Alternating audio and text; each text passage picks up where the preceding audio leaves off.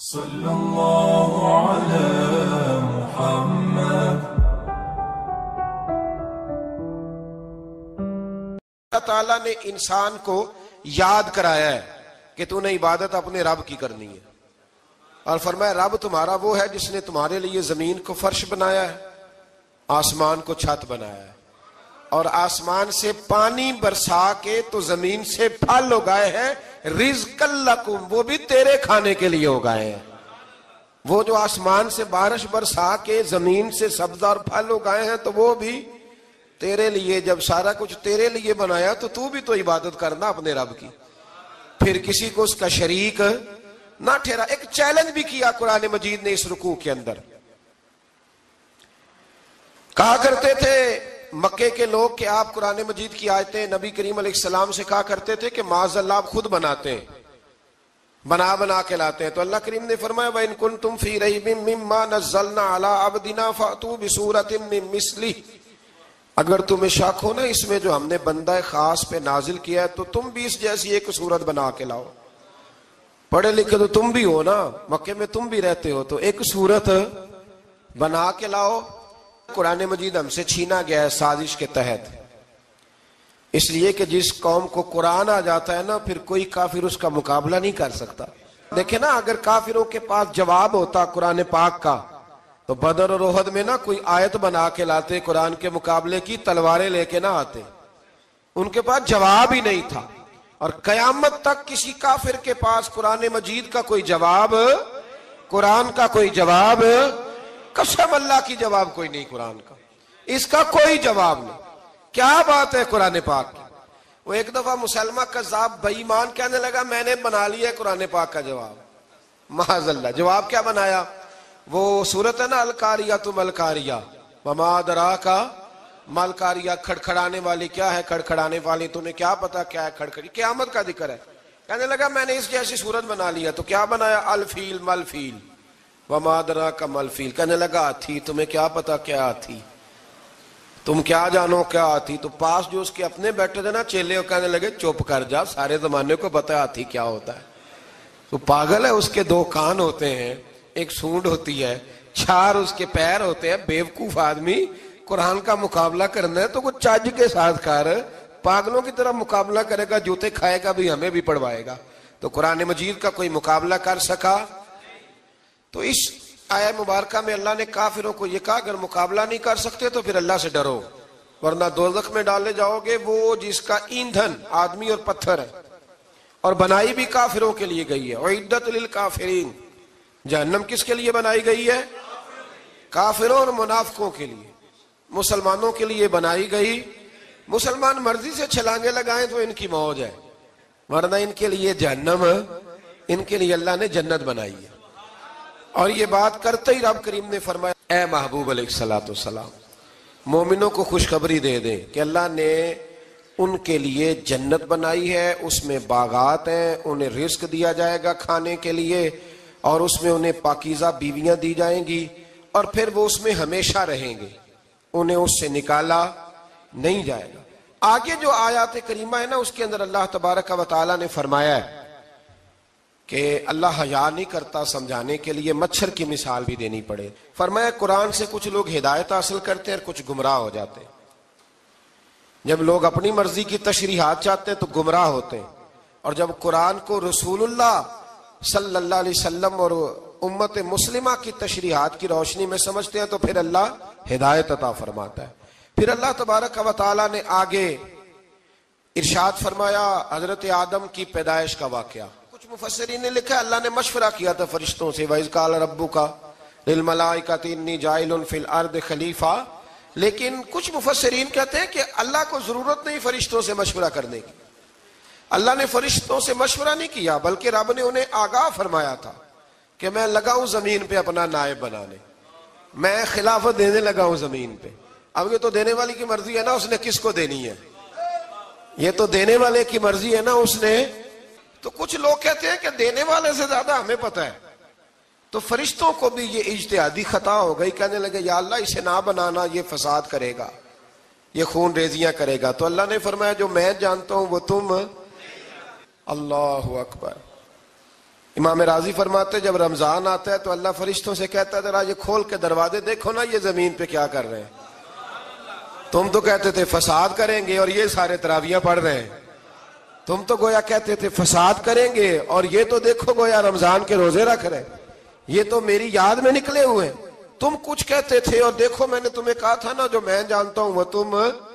اللہ نے پھر حضرت آدم علیہ السلام کو تمام زمانے کے علوم عطا کیے, علم سکھا لیا. تو فرشتوں سے کہا تم بھی ان چیزوں کے نام بتاؤ, تو وہ بتا سکے نہیں. اللہ نے فرمایا اب اس طرح کرو آدم کو سجدہ کرو. سب نے سجدہ کیا سوائے, وہ کہنے لگا یا اللہ صرف تجھے ہی کرنا ہے. کرنا بھی صرف اللہ کو چاہیے پر رب کے آگے بھی جھکنا چاہیے, اور جس کے سامنے رب جھکائے نا وہاں بھی. اور یہ جو عاجزی ہے نا, یہ جو جھکنا ہے یہ علم کے آگے ہے.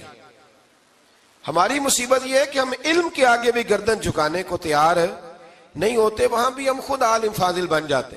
تو فرمایا کہ سب سے کہا سجدہ کرو, سب نے سجدہ کیا سوائے ابلیس کے. تو پھر ہوا کیا وکان من الکافرین, وہ کافروں میں سے ہو گیا. پھر اللہ نے حضرت آدم کو اور جناب حوا کو نا مقام دے دیا جنت میں رہنے کے لیے, اور کہا سارا کچھ کھانا, درخت کے قریب نہ جانا. ابھی آپ کسی سے کہہ دیں تھوڑا سا کہ پیچھے نہ دیکھنا, یعنی اگر میری سمجھ لیں ادب کی وجہ سے کوئی 1.5-2 منٹ یا 6 منٹ نہیں بھی نہ دیکھے گا تو سوچے گا ضرور کہ پتہ نہیں اب پیچھے کیا ہے, مصیبت کیا ہے. یعنی آپ کہہ کے دیکھ لیں کسی کو, پیچھے نہ دیکھنا. فطرت ہے نا انسان کی, وہ جستجو کرتا ہے. کہا اس درخت کے پاس نہ جانا. تو حضرت حوا سلام اللہ علیہ کہتے ہیں دل میں خیال رہتا تھا کہ آخر ہے کیا درخت کے پاس. یہی انسان کا عقیدہ توحید ہے کہ جہاں سے رب منع کر دے وہاں وہ منع ہو جائے. اور یہ ان کی خطا نہیں تھی, یہ اللہ کی حکمت تھی, چونکہ رب نے تو پہلے کہہ دیا تھا بنایا ہی زمین کے لیے, تو یہ تو سارا کچھ ہونا تھا تو زمین پہ آنا تھا نا. تو حضرت حوا اور جناب آدم کے پاس شیطان آیا, اب اس کو نکال تو دیا تھا پر ابھی اس کا جنت میں آنا جانا بند نہیں ہوا تھا, یہ بھی اللہ کی حکمت تھی. تو وہ کہنے لگا تمہیں پتہ ہے بعد میں مر جاؤ گے. تو حضرت حوا کہنے لگی کیا موت بھی آئے گی؟ کہاں, اس کی تکلیف بھی بڑی ہوگی, تو پھر بچیں گے کیسے؟ تو کہنے لگے پھل کھا لو اس درخت کا. تو بچنے کے لیے پھل کھایا تھا. جس طرح لوگ آج بہت سارے کام بچنے کے لیے کرتے ہیں پر بچ سکتے, بچنے کے لیے پھل کھایا. تو اللہ نے فرمایا زمین پہ چلے جاؤ. تو حضرت آدم زمین پہ آئے, پھر کئی 100 سال روتے رہے. فَتَلَقَّى آدَمُ مِن رَبِّهِ کَلِمَاتٍ, تو پھر اللہ نے خود ہی جناب آدم کو کچھ کلمے سکھائے. علامہ اسماعیل لکی فرماتے ہیں وہ کلمے یہ تھے کہ حضرت آدم نے میرے نبی کا وسیلہ پیش کیا, اللہ کریم نے جناب آدم کی دعا کو مقبول فرما لیا. پھر آگے بنی اسرائیل کا ذکر آ جاتا ہے. اللہ تعالیٰ نے بنی اسرائیل, آج آپ اسی قوم کو یہودی کہتے ہیں, ان کو اللہ نے اس زمانے میں فضیلت عطا کی تھی بہت زیادہ. تو عرب کے اندر جب نبی پاک علیہ السلام نے اعلان نبوت کیا تو کچھ لوگوں نے یہ کہہ دیا کہ اگر یہ یہودی کلمہ پڑھ لیں گے تو ہم بھی پڑھ لیں گے. تو پھر اللہ نے انہیں یاد کرایا کہ تم اصل میں کیا ہو, تمہیں کلمہ پڑھنا چاہیے. تو اہل یہود کا تذکرہ کرتے کرتے رب کریم نے ایک بات یہ بھی ارشاد فرمائی کہ تم لوگوں کو تو کہتے رہے ہو کہ وہ نبی آنے والے ہیں, وہ نبی آنے والے ہیں, اور جب آ گئے ہیں تو ماننے کو تیار نہیں ہو. تو فرمایا تأمرون الناس بالبر وَتَنْسَوْنَ أَنفُسَكُمْ وَأَنْتُمْ تَتْلُونَ الْكِتَابَ, لوگوں کو بھلائی کا حکم دیتے ہو اور اپنے آپ کو بھول جاتے ہو. افلا تعقلون, تمہیں عقل نہیں؟ پھر اللہ نے انہیں یہ بھی یاد کرایا کہ یاد کرو وہ زمانہ کہ جب فرعون نے خواب دیکھ لیا تھا کہ کوئی بچہ اس کی سلطنت کو تباہ کرے گا, تو پھر اس نے تمہارے بچوں کو ذبح کرانا شروع کیا اور تمہاری بیٹیوں کو چھوڑتا تھا. فرمایا یہ بھی تو تم نے دیکھا, میں نے تمہیں پھر تم سے کہا جہاد کرو قوم عمالقہ کے خلاف, تو مقام طیہ میں جا کے یہ لوگ کہنے لگے ہم سے جہاد نہیں ہوتا. اللہ نے انہیں ایک میدان میں قید کر دیا. بڑی دلچسپ بات, قید تو لوگ ہوتے ہیں نا چار دیواری میں, تو اللہ نے بنی اسرائیل والوں کو جب انہوں نے کہا ہم جہاد نہیں کریں گے تو اللہ نے میدان میں قید کر دیا. میدان میں, یہ یاد رکھیں, جب انسان اللہ کی نافرمانی کرتا ہے تو اسے ایسی قید ملتی ہے جس کا اس نے تصور بھی نہیں کیا ہوتا. ایک میدان ہے مقام طیہ, قید ہو گئے, سارا دن سفر کرتے تھے, سارا دن, تو رات کو تھک کے سوتے تھے, صبح اٹھتے تھے نا جب, تو وہیں ہوتے تھے جہاں کل صبح چلے تھے. تو رب جب کسی کو قیدی بناتا ہے تو اسے زنجیروں کی سلاخوں کی ضرورت ہے. دعا فرمائے اللہ تبارک و تعالی غموں سے نجات عطا فرمائے. یہ دعا فرمائے. ایسی قید دیتا ہے کہ جس سے پھر چھٹکارا ہو سکتا. تو بنی اسرائیل کا بہت زیادہ تذکرہ اس پارے میں اللہ تبارک و تعالی نے پھر بیان کیا اور پھر کہا کہ انہیں جو حکم دیا جاتا تھا یہ اس کی سرتابی کرتے تھے. پھر اللہ نے ان پر ذلت نازل کر دی اور یہ ہمیشہ اس کا شکار رہے. قوم سبت کا ذکر فرمایا اللہ نے. ہفتے والے دن کچھ لوگ نافرمانی کرتے تھے. ہمارے بھی ہیلے بہانے ہیں نا آج کل کاروبار میں. تو اسی سپارے کی آیت نمبر 65 کے اندر اللہ تعالیٰ نے حضرت داؤد کی قوم کا ذکر کیا کہ اللہ نے انہیں حکم دیا تھا کہ ہفتے والے دن مچھلیاں نہیں پکڑنی. تو وہ کہتے تھے چلو ہاتھ لگا کے نہیں پکڑنی, ہاتھ لگا کے. وہ ہمارے لوگ ہیلے بہانے تلاش کر لیتے ہیں نا. وہ بڑے جناب انشورنس والا آ گیا, اب وہ بینک والا آ گیا, وہ فلانے صاحب آ گئے, وہ تروڑ مروڑ کے کہانیاں باتیں, اور پھر ہمیں بھی رستے مل جاتے ہیں بچنے کے. مفتی صاحب نے کہہ دیا تھا, ایک مولانا سے میں نے ان کو کہا ہفتے والے دن مچھلیاں نہیں پکڑنی. کہا نہیں پکڑتے, چھوٹے چھوٹے حوض بنا لیے. تو مچھلیاں زیادہ آتی تھی اس دن, یہ بھی اللہ کی قدرت تھی. نماز کے وقت گاہک زیادہ آتے ہیں, یہ اس کی قدرت ہوتی ہے. تو وہ مچھلیاں حوض میں جمع ہو جاتی ہیں. یوں سمجھ لیں کہ جال انہوں نے لگا لیے ہوئے تھے. تو جال میں وہ پھنستی رہتی تھی, حوضوں میں آتی رہتی تھی. ہفتے کو نہیں پکڑتے تھے, اتوار کو پکڑ لیتے تھے. تو پھر اللہ نے انہیں سزا دی. فرمایا تماشے کرتے ہو اللہ کے حکم کے ساتھ. کیا سزا دی؟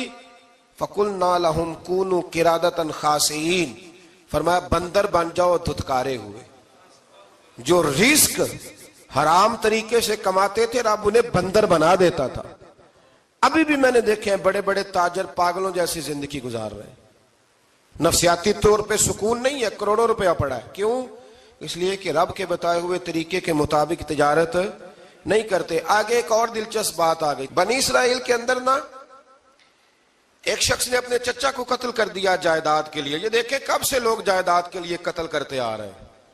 چچا کو قتل کر دیا, اور قتل کر کے حضرت موسیٰ علیہ السلام کے پاس آئے کہ میرے چچا کو کسی نے قتل کر دیا ہے, تو بتائیں کیا کرنا ہے. تو آپ نے فرمایا کہ گائے ذبح کرو اور اس کا ایک ٹکڑا مقتول کو مارو, مرنے والے کو. وہ خود اٹھ کے بتا دے گا مجھے کس نے قتل کیا ہے. اب ارادہ نہیں تھا گائے ذبح کرنے کا تو بہانے کرنے لگے. ارادہ نہیں نہ ہوتا تو پھر کیا ہوتے ہیں, کہنے لگے گائے کس طرح کی ہو, بوڑھی ہو کہ بچی ہو, رنگ کیسا ہو, جوان ہو کہ چھوٹی ہو, حال میں ایک دفعہ چلنا سیکھ گئی ہو یا ابھی نہ سیکھی ہو. تو بتاتے گئے تو رب بھی شرطیں بیان کرتا گیا. گہرے زرد رنگ کی ہو, حال کے اندر اسے نہ چلایا گیا ہو, پانی نہ نکالا گیا ہو, نہ بچی ہو نہ جوان ہو, اس کے درمیان ہو. یہ ساری شرطیں کہاں پائی جاتی تھیں؟ حضرت موسیٰ علیہ السلام کی قوم کا ایک شخص تھا جو اللہ کا ولی تھا. وہ جب انتقال کرنے لگا نا, اللہ اکبر, دیکھو رب ولیوں کی اولادوں پر بھی کتنا فضل فرماتا ہے. وہ جب انتقال کرنے لگا تو ایک اس کے پاس چھوٹی سی بچیا تھی, گائے کی بچی. اس نے جنگل میں چھوڑ دی. کہنے لگا یا اللہ میں تیرے نام پہ چھوڑتا ہوں, میرا بچہ جوان ہو جائے تو اسے دے دینا, اور تو سرمایہ ہی کوئی نہیں. بچہ بڑا ہوا تو بچہ بھی بڑا نیک تھا, اپنی ماں کا بڑا فرما بردار تھا. اس کی ماں نے کہا بیٹا تیرے باپ نے ایک گائے چھوڑی تھی. تو بچہ جنگل میں گیا اور جا کے کہنے لگا اے اللہ میری گائے مجھ سے ملا دے. تو رب کریم نے وہ گائے واپس کر دی. وہ گائے گھر لے آیا. اب وہ کہنے لگا اماں بیچ دوں. تو اماں کہنے لگی بیٹا میرے پوچھے بغیر نہ بیچنا. کئی دفعہ گاہک لگے پر اس نے کہا جب تک میری اماں نہ کہے گی میں بیچوں گا. ادھر بنی اسرائیل والے شرطیں جتنی گائے کے بارے میں پوچھ چکے تھے وہ ساری اسی گائے میں پائی جاتی تھی. تو یہ ڈھونڈتے ڈھونڈتے وہاں پہنچ گئے. تو کہنے لگے گائے چاہیے. تو اس نے کہا بھی تمہاری مرضی سے نہیں, قیمت میری مرضی کی. ایک مفسر نے تو یہاں تک لکھا ہے کہ اس نے کہا گائے ذبح کر کے نا تو جتنا گائے کے اندر گوشت ہوگا نا اتنا ہی کھال کے اندر تو مجھے مال بھر کے دو گے, اتنے سکے بھر کے دو گے, اتنی اشرفیاں بھر کے دو گے تو پھر تمہیں گائے دوں گا. تو پھر یہ گائے انہیں ملی اور یہ گائے لے کر کے آئے. زیادہ سوالات نہ کرتے تو زیادہ الجھتے نہ. ہم بھی دین کے معاملے میں بڑے سوال جواب کرتے ہیں, اتنا سوال کریں جتنی اس کی ضرورت ہے. ان لوگوں نے سوالات زیادہ کیے تو پھر الجھ زیادہ گئے. تو میرے بھائی اس کا ذکر بھی اللہ تبارک و تعالیٰ نے پہلے پارے کے اندر بیان فرمایا. پھر اللہ کریم نے فرمایا کہ کچھ ایسے لوگ بھی ہیں یہودیوں میں سے جن کا دعویٰ ہو گیا ہے کہ ہم اللہ کے بڑے پیارے ہیں. فرمایا یہ صرف ان کے منہ کی باتیں ہیں, یہ تو قیامت میں پتہ چلے گا نا کہ اللہ کا پیار کس کے ساتھ زیادہ ہے. اور پھر یہ بھی یہودیوں نے دعویٰ کیا ہے, اسی پارے میں اللہ فرماتے ہیں کہ ان کا دعویٰ ہے کہ ہم اللہ کے بڑے پیارے ہیں, جنت میں ہم ہی جائیں گے. تو اللہ فرماتے ہیں پھر مرنے کی دعا تو کرو, جنت میں تو مر کے جانا ہے نا. لیکن رب فرماتے ہیں یہ کبھی مرنے کی دعا نہیں کریں گے, اس لیے کہ انہیں پتہ ہے کہ ہم نے آخرت کے لیے کیا بھیجا. لیکن جی پہلا حکم آ گیا یا ایھا الذین آمنوا کہہ کے, پہلی آیت قرآن پاک کی پہلے سپارے میں پہلی آیت جس میں اللہ نے کہا یا ایھا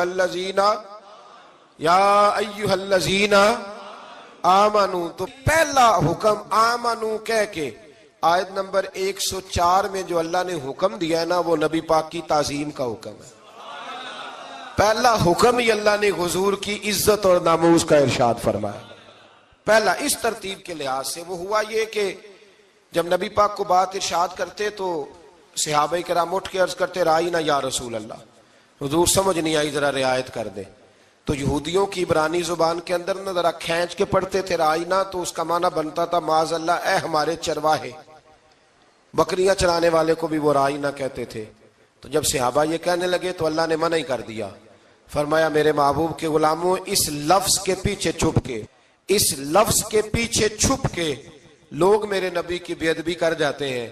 تو جس لفظ کا کوئی ایک معنی بے ادبی والا بنتا ہو وہ لفظ بھی میرے نبی کے لیے نہ کہو. لفظ وہ والے کہو جس میں کوئی بے ادبی کا معنی نکلے نہ. یہاں لوگوں نے بڑے بڑے لفظ نہیں بول دیے, پھر کہتے میرا مطلب یہ تھا, میرا مطلب وہ تھا. تو نے وہ لفظ بولا کیوں جس کا کوئی غلط مطلب بھی نکل سکتا تھا. اللہ نے فرمایا یا ایھا الذین آمنوا لا تقولوا رائینا, اے ایمان والو رائینا کہو ہی نہ. تو یا اللہ کیا کہیں؟ فرمایا وقولوا انظرنا, تم کہو یا رسول اللہ ایک نظر فرمائیے. انداز دیکھیے, انظرنا ایک نظر. تو ہمارے بزرگ تو پہلے ہی بڑے پیار والوں نے کہہ دیا یا رسول اللہ انظر حالنا. کہتے کہاں سے لاتے ہو جملے؟ میں نے کہا اللہ کی کتاب سے. یا رسول اللہ انظر حالنا یا حبیب اللہ اسمع قالا. تو تم کہو انظرنا, محبوب نظر کرم کریں, واسمعوا, اور کیا ضرورت ہے دوبارہ پوچھنے کی؟ اللہ کہتا ہے پہلے ہی دھیان سے سنا کرو, پہلے ہی واسمعوا, پہلے ہی احتیاط سے سنو. وللکافرین عذاب علیم, اور کافروں کے لیے دردناک عذاب ہے. لے جی اسی پارے میں اللہ تبارک و تعالیٰ نے پھر اہل یہود کا ذکر کیا. تو یہود کہنے لگے کہ ہم حضرت ابراہیم کے ماننے والے ہیں. تو اللہ کریم نے وہ بھی ذکر کیا کہ میں نے تو ابراہیم کو آزمایا ہے. وَإِذِ ابْتَلَىٰ إِبْرَاهِيمَ رَبُّهُ بِكَلِمَاتٍ فَأَتَمَّهُنَّ, ہم نے ابراہیم کو کچھ چیزوں سے آزمایا ہے, وہ ہماری آزمائش پہ پورے اترے. قَالَ إِنِّي جَاعِلُكَ لِلنَّاسِ إِمَامًا, تو پھر ہم نے انہیں کہا کہ ہم آپ کو پوری دنیا کا امام بنائیں گے. وہ آزمائش کیا تھی؟ آگ میں جانا بھی آزمائش, بیٹے کا نہ ہونا بھی آزمائش, بیٹا ہوا تو پھر اسے وادی غیر ذی زرع ان میں چھوڑ کے آنا بھی آزمائش, بڑا ہوا تو پھر ذبح کرنا بھی آزمائش. فرمایا جہاں جہاں آزمایا ہے نا ابراہیم ہماری آزمائش میں پورے اترے. فرمایا تو مفت میں حضرت ابراہیم کی اولاد بنتے ہو اور ان کا نام لیتے ہو اور ان کے ساتھ اپنا تعلق بناتے ہو. دیکھو